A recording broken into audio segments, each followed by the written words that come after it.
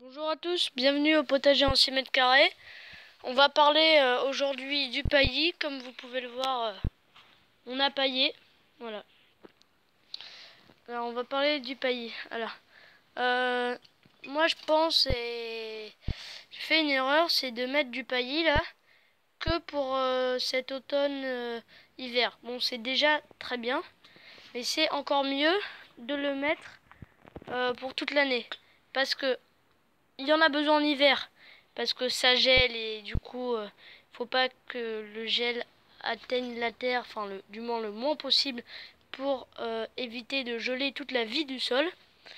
Donc toutes les bactéries, tous les microbes qui sont aérobies, donc qui sont en surface du sol, et les microbes anaérobies, donc qui sont dans le sol. Voilà. Et pour éviter aussi de cramer toute la vie et de tuer tout ce qui est vers de terre, tout ce qui peut dégrader cette matière organique. Et, et voilà. Donc, c'est pour ça qu'on paille. Donc en hiver, parce qu'il y a du gel. Et aussi en été, parce que le soleil tape sur la terre.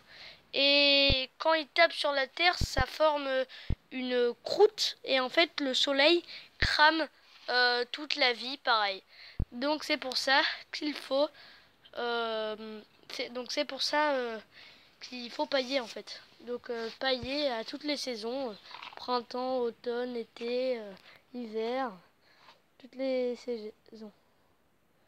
Voilà. Et en fait... c'est pour ça aussi qu'il ne faut pas retourner la terre. Parce que si vous retournez la terre, tous les microbes qui... Vous voyez déjà, j'ai mis du paillis. En fait, là, j'ai une première petite couche de substrat, là. Juste ça, là. En fait, c'est comme du compost, hein. C'est pareil, donc le paillis nourrit le sol. Et en fait, c'est pour ça qu'il ne faut pas retourner le sol. Parce que les bactéries, là, qui sont invisibles à l'œil, qui sont toutes là, bah, si on les retourne, on les met en dessous, c'est des bactéries qui sont aérobies, donc sur le sol au contact de l'air. Donc si on les met en dessous, elles vont devenir anaérobies et mourir.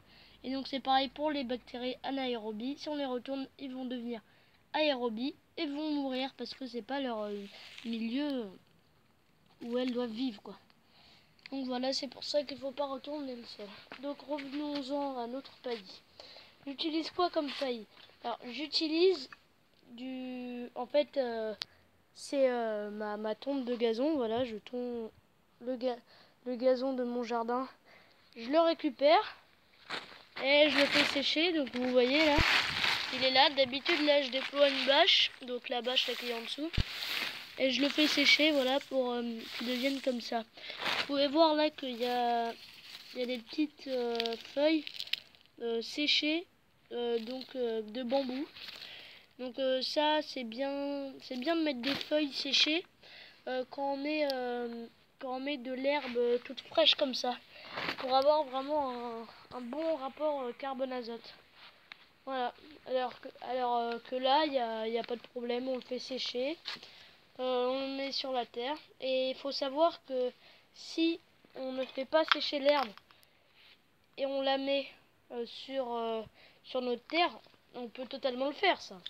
Mais si on fait ça, faut en mettre en petite épaisseur, faut mettre maximum 2-3 cm. Alors que si, 2-3 cm, parce que comme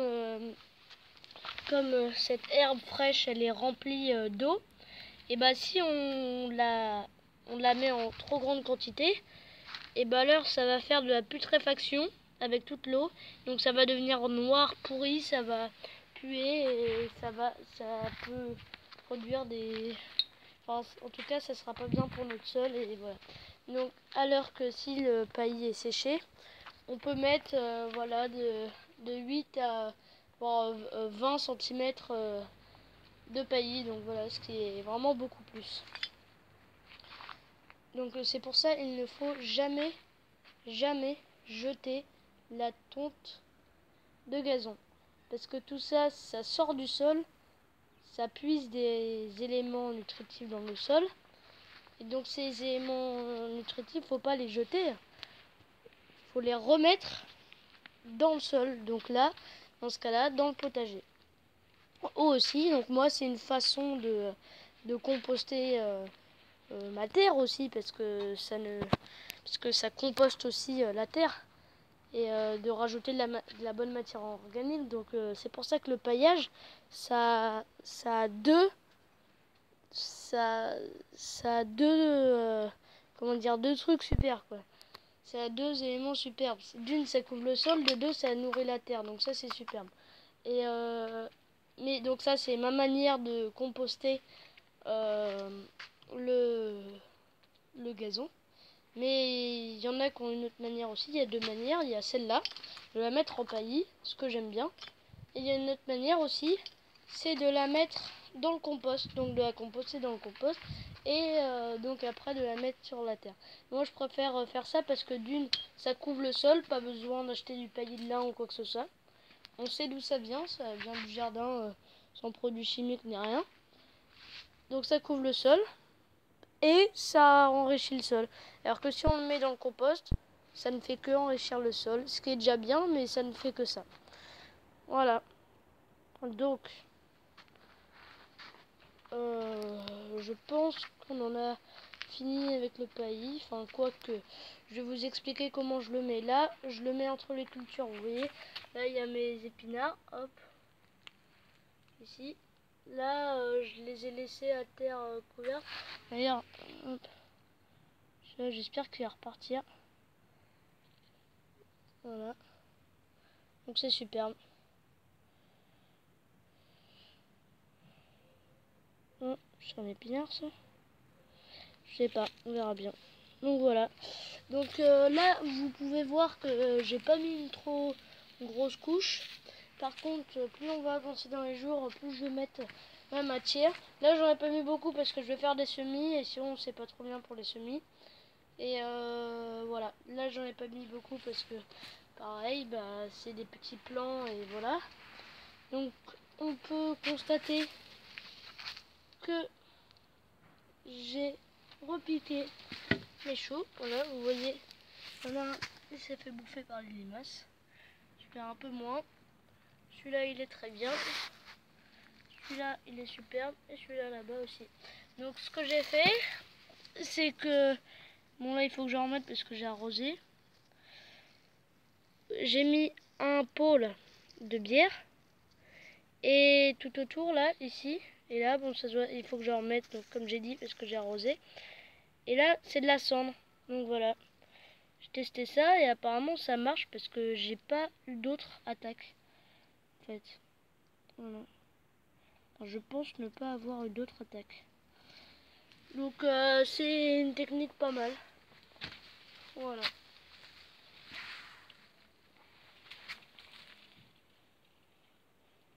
Ouais, super. Vous pouvez voir aussi que là, la courge ici a bien grandi. Elle va rester comme ça. Donc c'est super. Les poireaux à récolter, là, on va faire des plats. Ouais. Superbe potager. Je vais juste vous donner vite fait là, une petite technique. Bon, je vais la refaire en vidéo. Ça, moi j'ai toujours une barquette comme ça.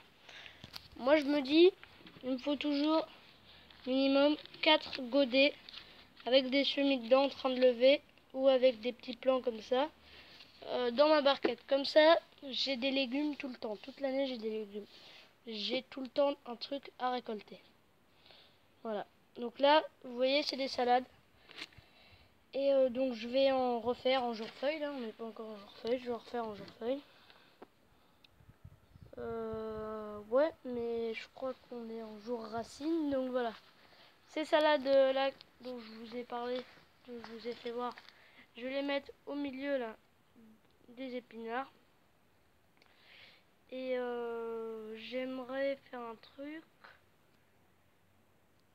En fait, ce que j'aimerais faire, ouais, c'est mettre pourquoi pas des navets là. Tout ici là. Là, à côté des épinards là, tout ici. Parce que navets et épinards ça vient ensemble. Et à ce moment-là, je couperai juste. De toute façon, il faut laisser les racines des tomates et tout en terre. Toutes les racines, faut laisser parce que ça nourrit le sol. Ça nourrit les vers de terre. Voilà, donc toutes les racines, faut laisser. Ne jamais, quand vous coupez une salade, faut jamais prendre les racines avec. Parce que c'est de la matière organique de perdu. Voilà. Bon, merci d'avoir regardé cette vidéo et bon jardinage à tous, à une prochaine. Salut!